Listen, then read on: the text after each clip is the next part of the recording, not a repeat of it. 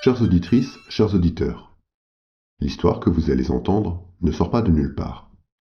Elle prend racine dans les textes mêmes d'Arthur Conan Doyle. Là où, en marge d'un dialogue ou d'un souvenir, surgissent parfois des noms, des personnages et des allusions si énigmatiques qu'elles paraissent porter, à elles seules, le poids d'un récit entier.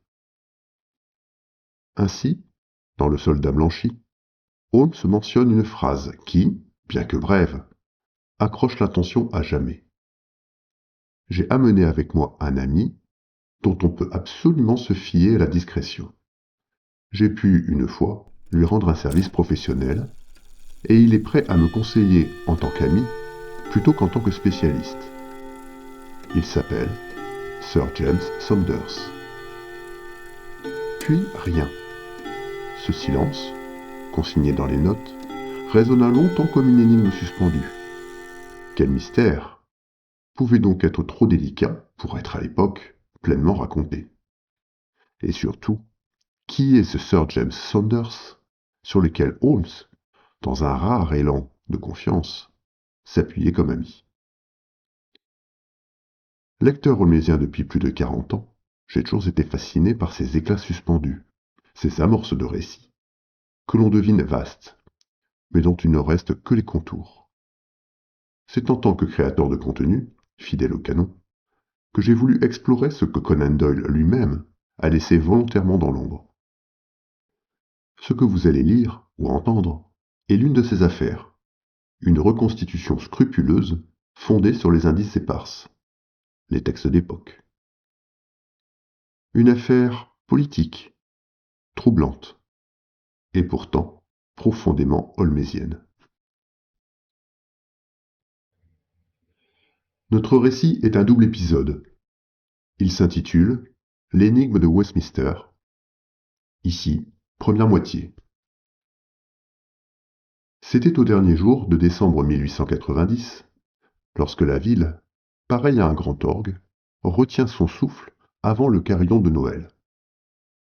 Dans les quartiers de l'Ouest, la neige s'était imposée en linceul léger sur les toits d'ardoise, et les becs de gaz, tremblotant dans la brume, diffusaient autour d'eux une auréole laiteuse. Les marchands ambulants vantaient leurs pommes cuites, des enfants trottinaient en fredonnant des cantiques, et l'odeur des marrons grillés s'élevait en petites bouffées rousses au détour des rues. Les vitrines, alourdies de rubans et de houx, reflétaient la procession de fiacres, tandis que, d'une porte cochère à l'autre, des rubans écarlates couraient comme un fil de fête dans la grisaille. Je m'arrêtai un instant au coin de la rue, tant la vision me saisit. La façade familière du 221B, les marches blanchies par un givre capricieux, et derrière les rideaux, une lueur de cheminée qui dessinait, sur la vitre, un losange tremblant. Je montai les degrés deux à deux et frappai. Miss Hudson m'ouvrit avec cette bonhomie qui ne ternissent ni le froid ni les années. Elle avait piqué à son châle une petite branche de houx, et ses joues rosies par la cuisine trahissaient des préparations de plum-pudding. Docteur, s'exclama-t-elle, quel bonheur de vous voir. Entrez donc, vous êtes gelé. Monsieur Holmes est seul depuis ce matin. Et vous savez comme il devient les jours de fête, s'il n'a point d'affaires à se mettre sous la dent. Rassurez-vous, dis-je en souriant. J'apporte de quoi nourrir, sinon l'estomac, du moins l'esprit. Je laissai au porte-manteau mon pardessus encore perlé de neige, ajustai ma cravate, vieille coquetterie militaire, et gravis l'escalier craquant que j'aurais pu parcourir les yeux fermés.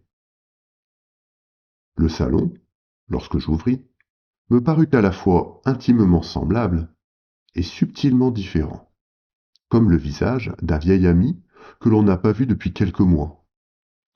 La table chimique encombrée de fioles, le violon appuyé contre la bibliothèque, un tas de journaux soigneusement éventrés sur la table basse, et dominant tout, la haute silhouette de Holmes, debout devant la cheminée, l'index sur la lèvre, dans cette attitude qui lui était propre, mi-absorbé, mi-vigilant.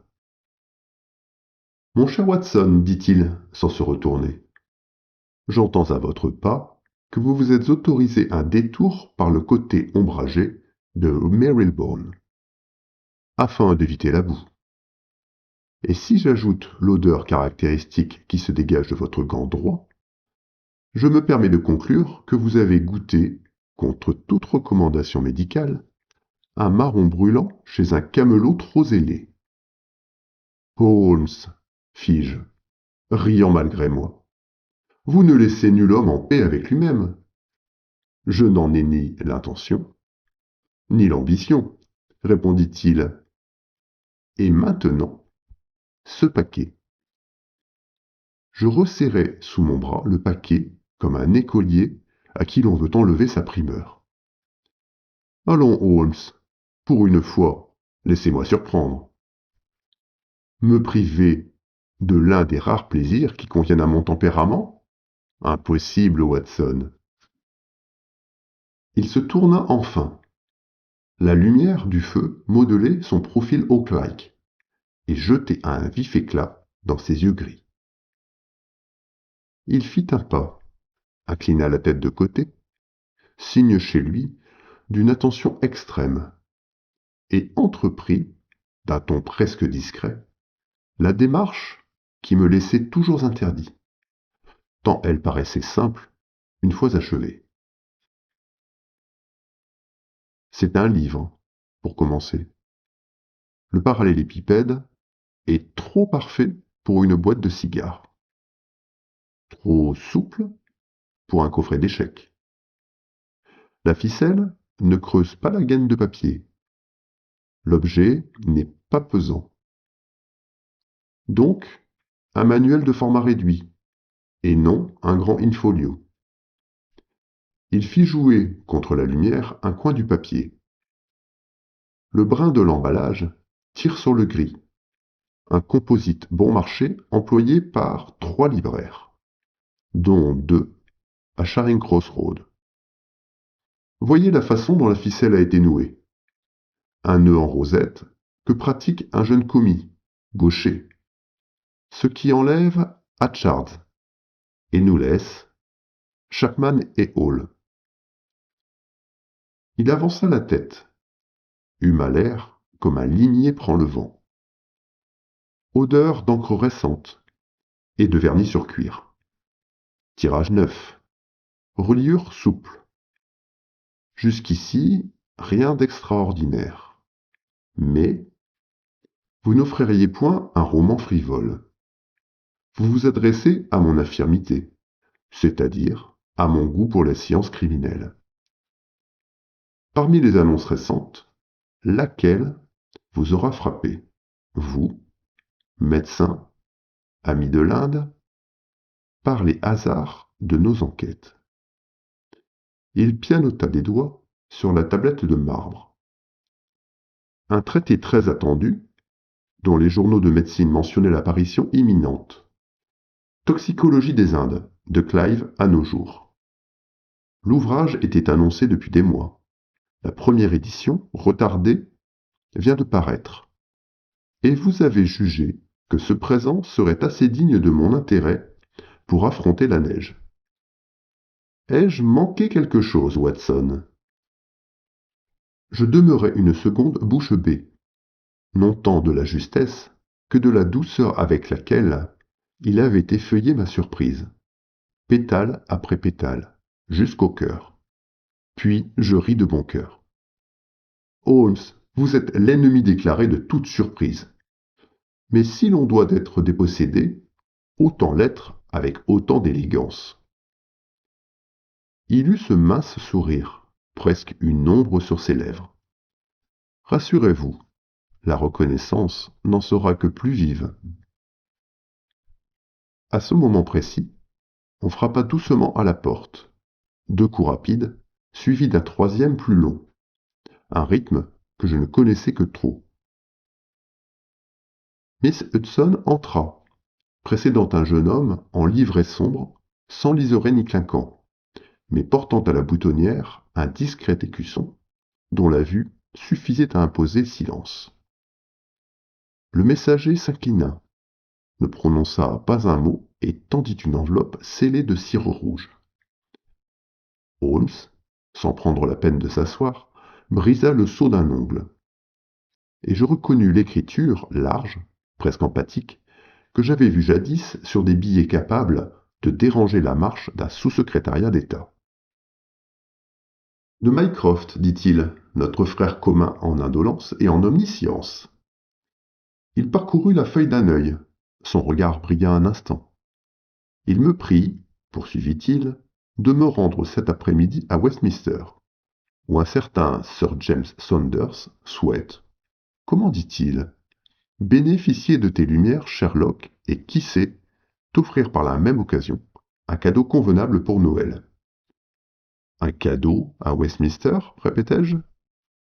Voilà qui promet davantage qu'un plum pudding.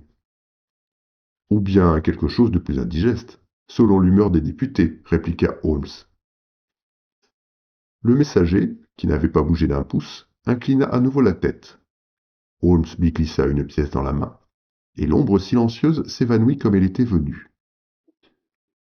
Nous demeurâmes quelques secondes à écouter, au dehors, le bruit discret des pas sur l'escalier, la rumeur de la rue se glissant entre les rideaux, et, par instants, la petite musique des clochettes que des enfants faisaient tinter à l'angle de Baker Street.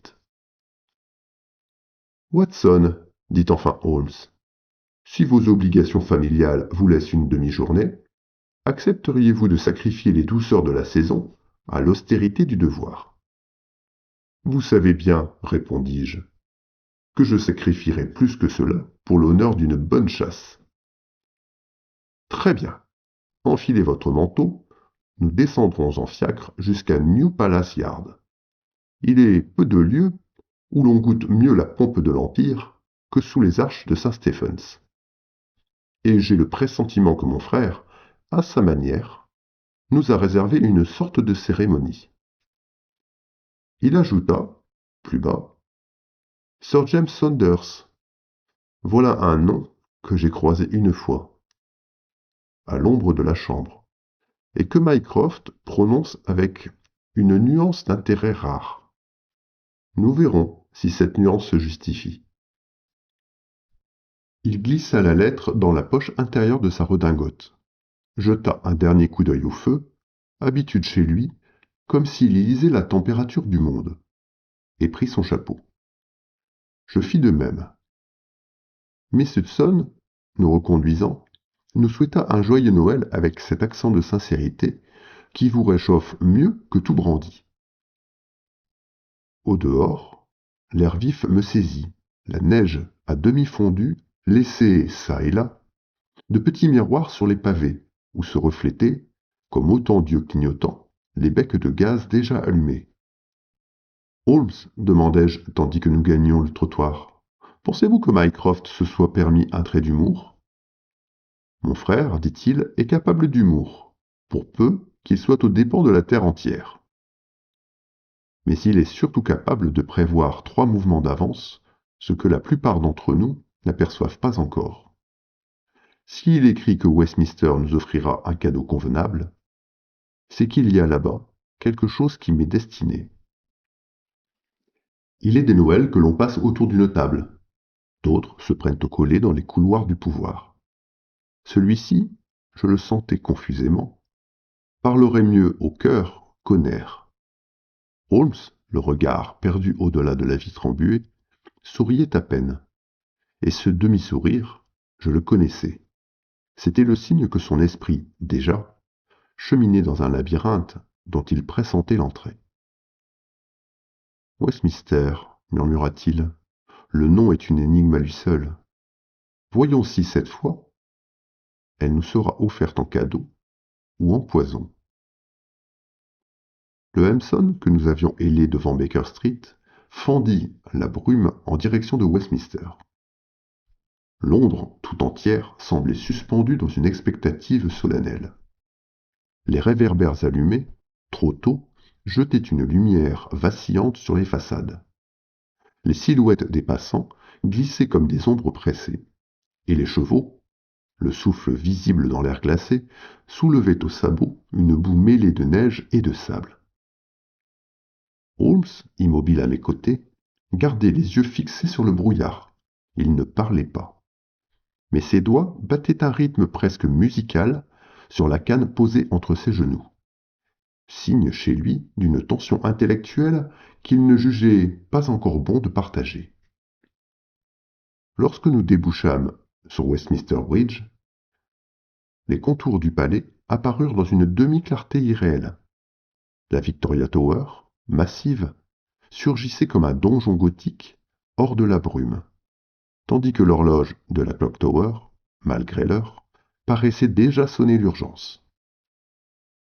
Dans la cour de New Palace Yard, le fiacre cahota sur les pavés, et je fus frappé par l'ordonnance de la scène.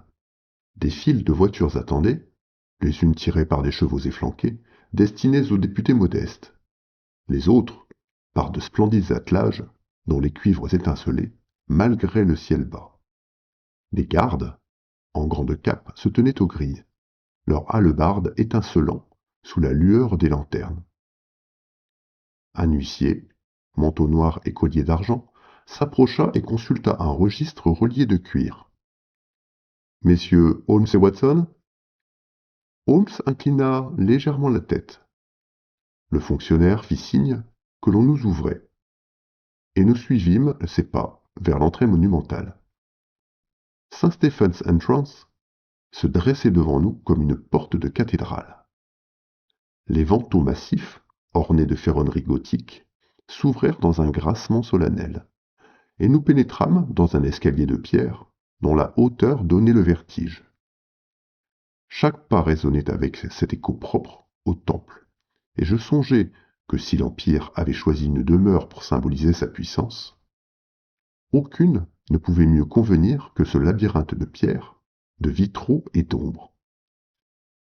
À l'intérieur, l'air sentait la cire, le cuir et la fumée de charbon.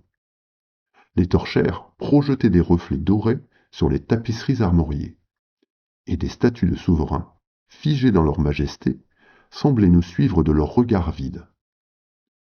Des vitraux polychromes, malgré la grisaille extérieure, diffusaient une lumière tamisée qui se reflétait sur le marbre des dalles.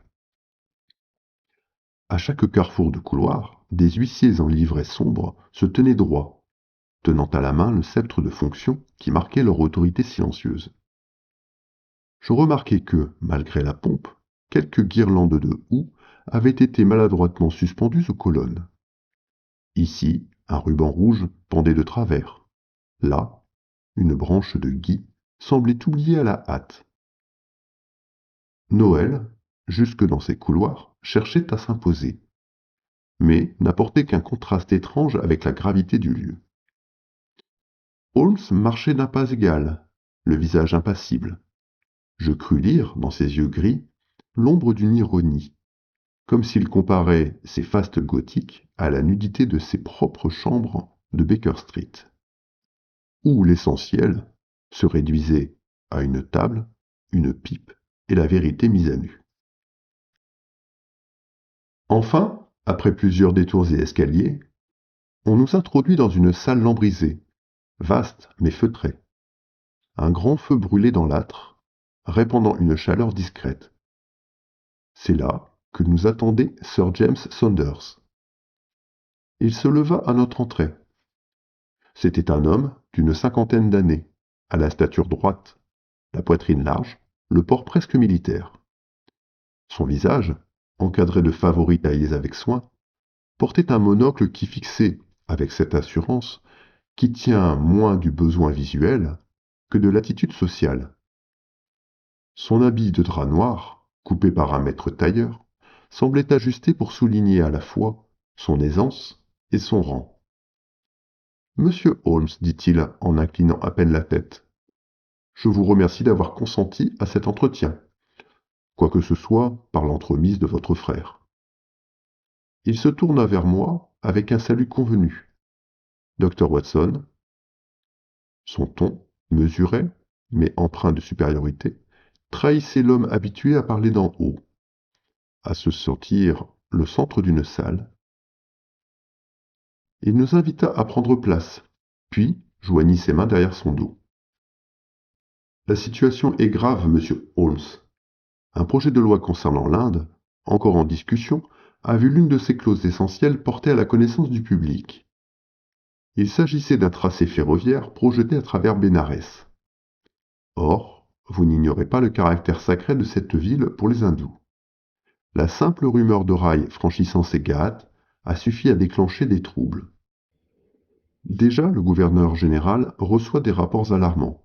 Processions hostiles, rixes, effervescence religieuse. Tout cela pour une information qui n'aurait pas dû quitter ses murs. Il parlait d'une voix ferme, détachée, comme un professeur récite une leçon. Je notai, non sans amertume, qu'il évoquait les émeutes et les morts probables avec la sécheresse d'un homme habitué aux chiffres, sans s'émouvoir des conséquences humaines. Holmes fronça légèrement les sourcils. Ainsi, dit-il, un fragment seulement infiltré. Précisément, un détail, mais suffisamment pour semer le désordre.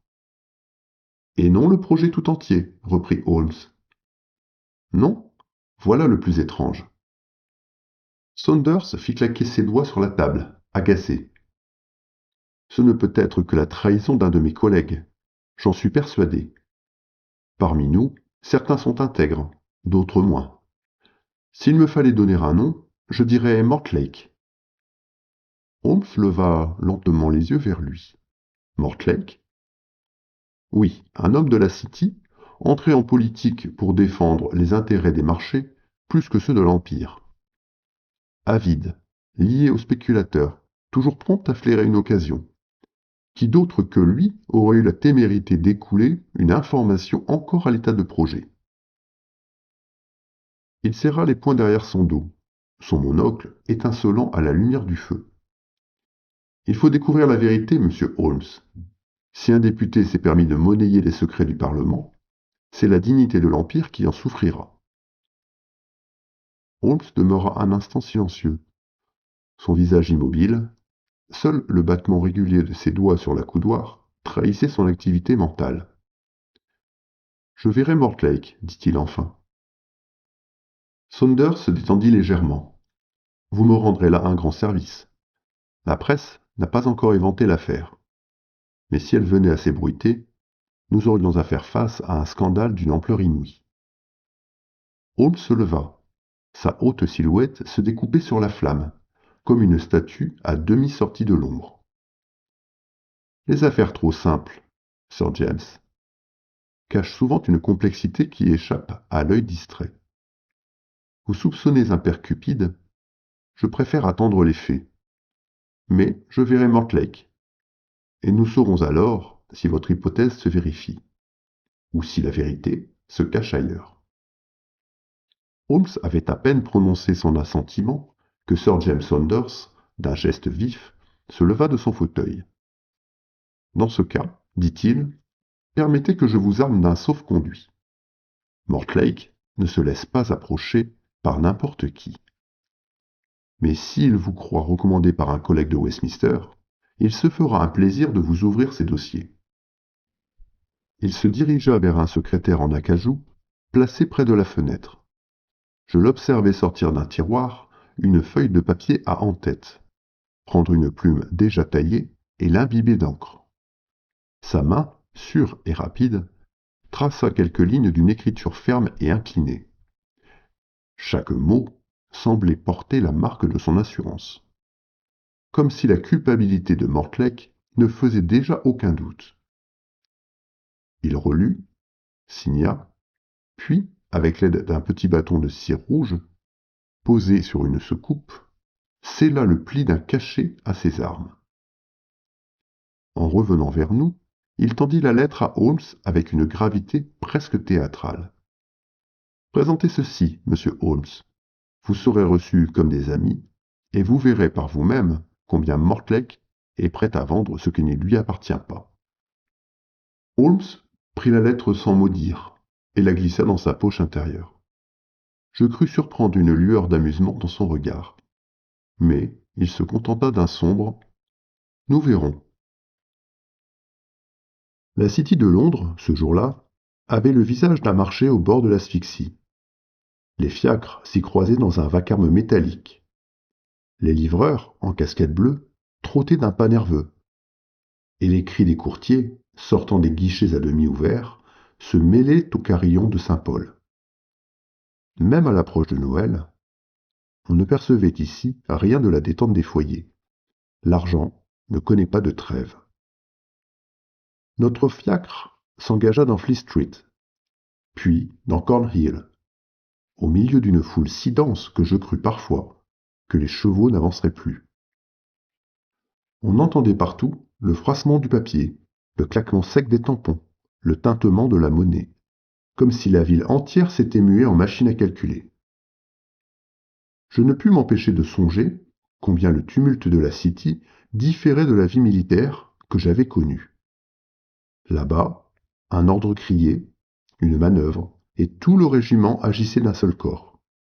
Ici, chacun criait, gesticulait, courait pour lui-même, et pourtant l'ensemble avançait comme une armée invisible guidée par une seule bannière, celle du profit.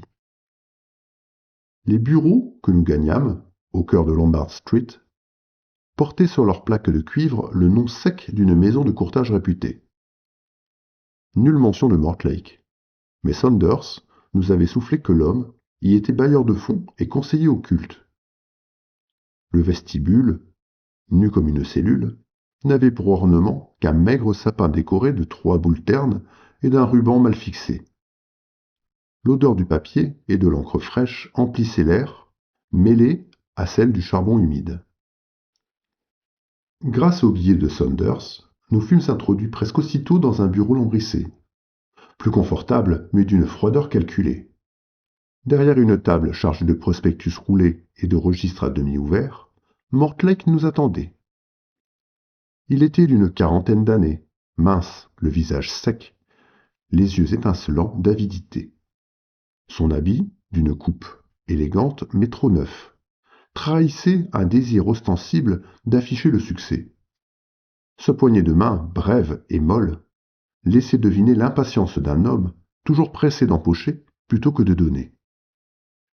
Messieurs, lança-t-il, Sir James m'avertit de votre visite. Des investisseurs coloniaux, dit-il. Voilà qui tombe à point. Holmes inclina légèrement la tête. Nous cherchons à placer quelque capital, répondit-il avec une déférence étudiée. Votre réputation, dans les affaires ferroviaires, est grande. Mortlake eut un sourire satisfait, découvrant des dents trop serrées. On dit beaucoup de choses, monsieur Holmes, mais rares sont ceux qui savent où se joue l'avenir. Voyez ces graphiques, ajouta-t-il en désignant un tableau couvert de courbes et de chiffres. La plupart n'y comprennent rien, mais moi, j'y lis le futur. Je notai le ton grandiloquent qu'il employait, comme s'il aimait s'entendre plus que convaincre. Holmes l'écoutait avec une intention feinte, ponctuant son discours de hochements approbateurs. Je reconnus là son art consommé de la flatterie. Plus Mortlake se sentait admiré, plus il ouvrait la bouche. Les chemins de fer indiens, poursuivit-il, réservent de belles perspectives. Tenez, ce tracé, dont les plus avisés parlent déjà. Il passe par Bénarès. La valeur des concessions dans cette zone grimpera en flèche. Je sursautai. Holmes, lui, resta de marbre, notant seulement d'un bref mouvement de tête. Mortlake, grisé par sa propre voix, ajouta. Et que dire de ces concessions minières dans la province centrale? L'exclusivité du transport par rail donnera des profits colossaux à la compagnie qui saura se placer. Holmes eut l'air presque admiratif. Vous êtes fort bien informé, monsieur Mortlake. Puis-je me permettre une indiscrétion? D'où tirez-vous des détails aussi précis? Le financier haussa les épaules, l'air faussement désinvolte. La City a ses oreilles. Quelques amis bien placés, un peu de monnaie bien distribuée. Les échos remontent toujours. Mais je vis, la sueur perlait à sa tempe. Holmes, sans l'accabler, se leva avec une courtoisie exquise. Vos lumières nous seront précieuses. Vous avez toute notre gratitude. Mortlake nous reconduit jusqu'au vestibule, convaincu d'avoir gagné 2 clients. Dans le couloir, son pas pressé résonnait déjà, comme s'il courait à d'autres affaires avant même que nous eussions franchi la porte. De retour au Parlement, Holmes rapporta mot pour mot les propos de Mortlake à Sir James Saunders. L'effet fut immédiat. Le visage du député se crispa, et sa main serra le bord de la table. Bénarès? Mais monsieur Holmes, ce trajet n'a jamais quitté mon bureau. Je l'ai étudié seul, chez moi, tard dans la nuit. Pas un secrétaire, pas un collègue n'y a eu accès. Il reprit la voix plus dure. Quant aux concessions minières, elles n'ont été discutées qu'en commission, jamais ailleurs. Il marchait de long en large, la main crispée sur son monocle, comme s'il eût voulu briser ce verre accusateur. Ses traits se contractaient de colère et d'incrédulité à la fois. Je compris à cet instant ce que Holmes avait déjà vu. 2 fragments, 2 lieux, 2 canaux de fuite. Holmes joignit les doigts devant son menton, son regard brillant d'une flamme froide. Voilà, Sir James. Mortlake n'a pu obtenir ces informations que par 2 voies différentes. L'une chez vous, l'autre dans les murs de la chambre. 2 fuites, donc 2 complices. Saunders voulut protester. Mon épouse, mon enfant, quelle absurdité! Et vos domestiques, dit Holmes très doucement. Le député eut un rire sec. Les domestiques? Mais enfin, monsieur Holmes, quelle idée! Ces gens sont incapables de saisir quoi que ce soit d'un texte de cette importance. Holmes le fixa longuement. Peu importe qu'ils comprennent. Il suffit qu'ils voient, qu'ils entendent, qu'ils retiennent. Qui apporte le thé? Qui entretient le feu? Qui vous sert la chandelle, Sir James? Un silence pesant s'installa. Enfin, presque malgré lui, Saunders céda. Elridge, mon footman. Mais je doute qu'il sache même épeler le mot concession. Holmes se leva, son ombre s'allongeant sur les lambris. Permettez que je m'entretienne avec lui. Il est des esprits dont on sous-estime trop vite les capacités. La demeure de Sir James Saunders se trouvait non loin de St. James Park, dans une rue élégante où les réverbères, ce soir-là, étaient ornés de couronnes de houx fixées à la hâte par des mains invisibles. Les grilles, peintes de noir luisant, donnaient sur une façade blanche rehaussée de colonnes, dont les marches avaient été soigneusement balayées de neige. À l'intérieur, l'air tiède embaumait la cire, le sapin et les épices, un parfum domestique de Noël que je n'associais guère à l'homme sévère que nous avions quitté au Parlement. Saunders nous reçut dans un salon orné d'un grand arbre de Noël, dont les bougies étincelaient entre des rubans écarlates. Mais son visage restait fermé, et son ton encore marqué d'agacement. Je vous l'ai dit, monsieur Holmes, les domestiques n'ont rien à voir dans cette affaire. Ces gens vivent au rez-de-chaussée ou dans l'office, sans idée de ce qui se trame au-dessus de leur tête. Holmes, debout, la silhouette projetée par les flammes de l'âtre, répondit avec douceur. Les murs d'une maison sont plus indiscrets que leurs maîtres. Ce que l'œil néglige, l'oreille le saisit. Permettez que je parle à votre personnel. Saunders leva les mains au ciel, exaspéré. Fort bien, si cela peut vous convaincre de leur inanité. Interrogez qui bon vous semble. Vous perdez votre temps, voilà tout. Un domestique en livret sombre s'avança, mené par l'intendant. C'était Elridge, le footman de la maison. Un homme, dans la trentaine, solide, visage rasé de près, cheveux bruns lissés. Son habit, impeccable, témoignait d'un soin méticuleux. Ses yeux, baissés, semblaient éviter les nôtres, et il se tenait raide, main jointe devant lui, comme un soldat au garde-à-vous. Holmes l'examina d'un regard rapide, puis dit calmement, « Votre maître travaille souvent tard, n'est-ce pas ?» « Oui, monsieur, » répondit Elridge d'une voix mesurée. « Je lui apporte le thé à 9 heures, parfois plus tard. » Et quand vous entrez, les papiers sont-ils sortis sur son bureau? Elridge hésita à peine. Oui, monsieur. Mais je n'y ai jamais jeté plus d'un coup d'œil. Je ne sais ni lire ces choses ni les comprendre. Je notai l'aisance avec lequel il prononça ces mots, comme s'il récitait une excuse 1000 fois répétée. Holmes, lui, demeurait impassible. Vous êtes bien discret, dit-il, trop discret peut-être. Le domestique baissa encore les yeux, mais ce fut alors qu'un léger tressaillement anima ses lèvres, un sourire furtif, vite réprimé, mais que mon ami saisit aussitôt. Holmes se pencha légèrement. Épargnez-nous la comédie, Elridge. Votre jeu de l'homme simple est bien rodé, mais il est trop parfait pour n'être qu'authentique. Elridge releva la tête.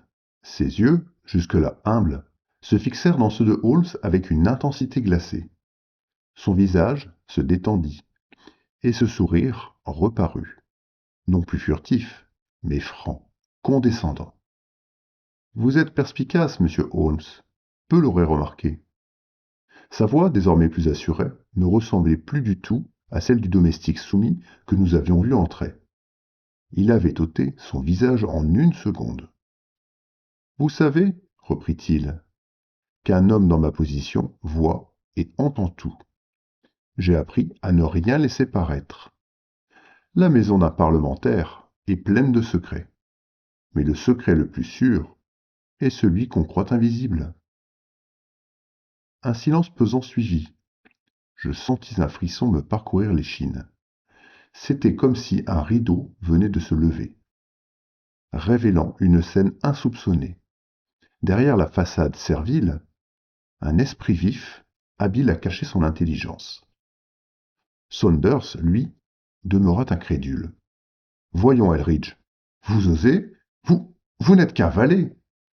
Le domestique inclina légèrement la tête, presque amusé. Justement, monsieur, un valet, que l'on croit incapable, c'est le meilleur déguisement qu'on puisse souhaiter. Holmes brisa le silence, d'une voix égale. Vous êtes doué, Elridge, trop pour n'être qu'un serviteur occasionnel. Mais nul don n'existe sans maître. Qui vous a appris à jouer si parfaitement l'idiot utile? Elridge se renferma aussitôt, ses lèvres se serrant comme une porte qu'on claque. Le sourire s'effaça, et le masque de soumission revint. Il s'inclina, prêt à se retirer. Holmes n'ajouta rien. Il se redressa, ses yeux gris brillants d'une lueur glaciale. Mais Saunders, qui contenait sa fureur depuis le début de l'échange, éclata soudain. Assez! Vous n'êtes plus en service dans cette maison, Elridge. Prenez vos affaires et partez sur le champ. Vous n'aurez ni gage restant, ni lettre de référence. Je tressaillis. C'était là la pire disgrâce qu'un domestique pût subir. Sans référence, pas de nouvel emploi, pas d'avenir. C'était une mise au banc social, pire parfois qu'une condamnation publique. Elridge, pourtant, ne protesta pas. Il s'inclina très légèrement, un sourire mince au coin des lèvres, comme si cette sentence ne l'atteignait pas. Puis il sortit, le pas ferme, sans un regard en arrière. Je frémis devant ce détachement. Tout valet d'ordinaire eût supplié, plaidé pour ses gages, imploré une recommandation. Elridge, lui, quittait les lieux comme un homme qui savait qu'il n'avait nul besoin de l'approbation de son maître. Votre complaisance pour ces sornettes me sidère, monsieur Holmes, lança Saunders livide. Ni complaisance ni sornette, répliqua mon ami. Des habitudes. Montrez-moi votre cabinet, je vous prie. À contre-cœur, Saunders nous conduisit dans un bureau bas, aux tentures vert sombre. Une lampe à huile trônait près d'un large sous-main. La mèche portait la coupe nette d'un couteau récemment passé, soin qu'un maître néglige souvent, mais qu'un domestique appliqué n'oublie jamais. Sur le buvard, 2 auréoles de tasse chevauchaient un coin de papier vierge. La seconde, plus pâle, avait emporté un filament de feuilles d'or venu d'un bord de gobelet. Trace d'un plateau retiré trop vite. Le presse-papier, de marbre noir, montrait un voile grisâtre, suie de foyer. Je relevai aussi, près du tisonnier, une empreinte allongée, à demi effacée, typique d'un pied qui s'accroche là pour ranimer le feu sans quitter des yeux la table. Holmes promena un doigt sur le rebord du bureau. Il revint avec une ombre noire au bout de l'ongle. Charbon fin, dit-il. Qui entretient votre feu quand vous travaillez tard? Elridge, admit Saunders, la mâchoire crispée. Voilà tout, reprit Holmes. Non pas un larbin audacieux, mais une fréquentation assidue du même théâtre. Entrée, sortie, plateau, feu, chandelle. Un homme qui sert, entend, voit, et, s'il a été dressé, retient. Je me rappelai à cet instant Brunton, l'intendant trop instruit des Musgrave, et la manière dont il avait joué de son intelligence comme d'une arme silencieuse. Le parallèle me fit frissonner. Saunders secoua la tête, encore rebelle. Vous bâtissez des châteaux sur des cendres, monsieur Holmes. Des cendres parlent, Sir James, et elles trahissent plus souvent que vos pères. Il se tourna vers la porte. Demain matin, au Parlement, j'aurai besoin de 2 noms. L'huissier de votre commission et le secrétaire de séance. 2 fonctions invisibles, 2 clés que l'on confie trop volontiers à qui sait se faire oublier. Saunders pinça les lèvres. Vous les aurez, dit-il d'une voix dure. Mais je persiste. C'est parmi les honorables que se cache la trahison. Peut-être, concéda Holmes. Ou peut-être, l'honneur aime-t-il qu'on lui tienne la porte pendant qu'il passe. Lorsque nous regagnâmes le vestibule, la maison bruissait d'un carole venu de l'office. La paix de Noël, songeai-je, peut se chanter à 2 pas d'un champ de bataille. Holmes prit son chapeau, sans un mot. Ses yeux avaient ce scintillement d'acier que je lui connaissais aux veilles des grandes chasses. 2 bouches, dit-il en refermant la porte. Il nous reste à trouver celle qui les a nourries. Le lendemain, le brouillard roulait bas sur la Tamise et engluait Westminster d'une clarté jaune et sale. Holmes marchait vite, le col relevé, le regard fixé droit devant lui. Je lui emboîtai le pas, grelottant, mais excité par cette tension que je lui connaissais dans les affaires majeures. Sir James Saunders nous attendait à l'entrée de Saint-Stephens. Son visage demeurait marqué de fatigue, mais il n'avait plus l'entêtement de la veille. Soit, monsieur Holmes, dit-il. Je reconnais qu'Elridge n'était pas l'imbécile que j'imaginais, mais je ne vois en lui qu'un cas isolé. C'est possible, répondit mon ami d'un ton mesuré, mais si une miette a été dérobée chez vous, une autre l'a été ici, au Parlement. Et 2 miettes, Sir James, peuvent avoir la même main. Saunders serra les lèvres et nous guida par une enfilade de couloirs dallés où résonnaient des pas feutrés d'huissiers. Dans une salle latérale, lambrissée et nue, il désigna 2 noms. L'huissier de séance, Rudge, 6 ans de service. Le secrétaire du comité, M. Atkins, jeune clerc du Trésor. Vous avez toute liberté. Rudge se présenta aussitôt, vêtu de sa livrée sombre, collier d'argent sur la poitrine.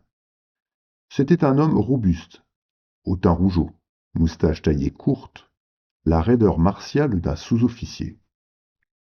Holmes l'accueillit avec politesse. Vous êtes attaché à la chambre depuis longtemps? 6 ans, monsieur, dit Rudge avec orgueil.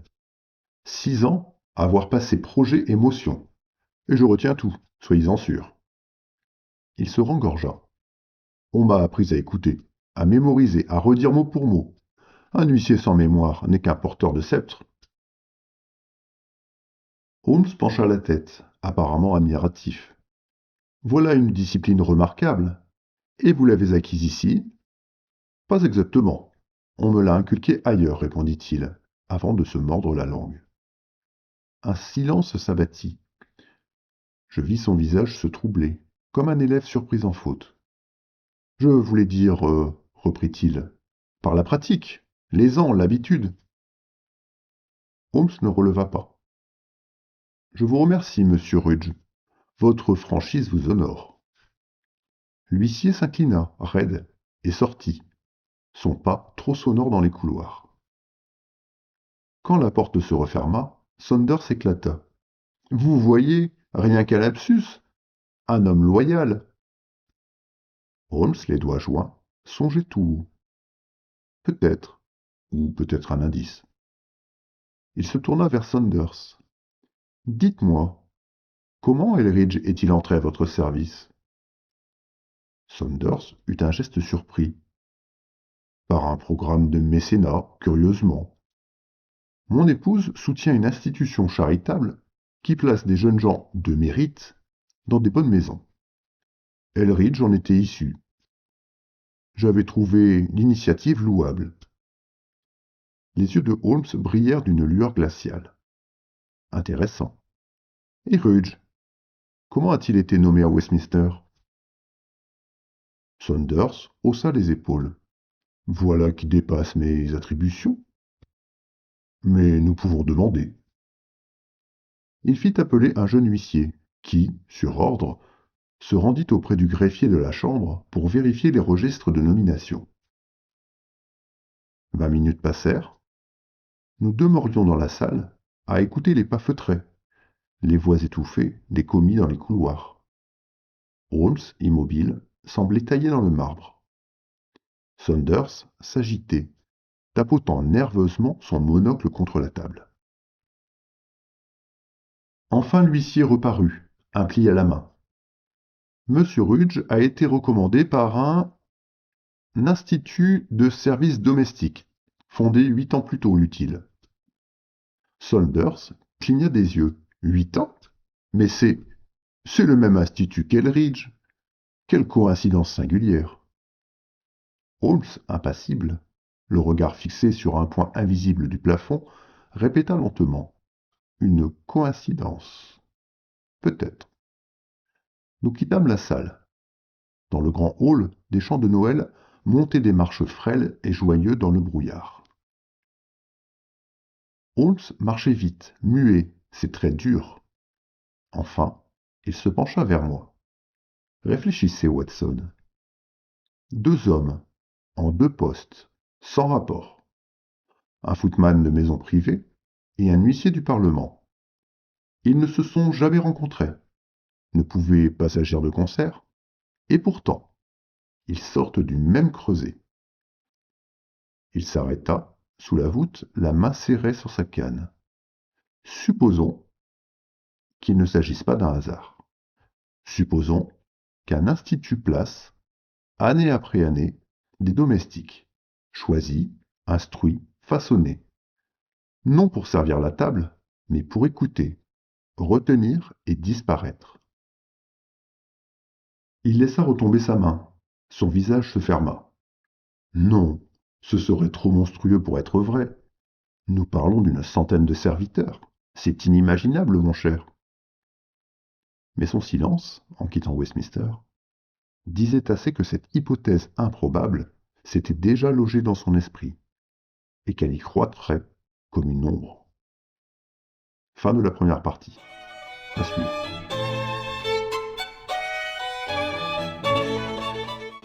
Si ce récit vous a touché, rappelez-vous qu'il n'existerait pas sans celles et ceux qui soutiennent ce projet. Les Récits oubliés de Watson est une aventure artisanale et indépendante, qui ne peut perdurer qu'avec votre appui. Un simple euro via Tipeee ou Patreon suffit à en maintenir la flamme. Merci de tout cœur à celles et ceux qui rendent cela possible.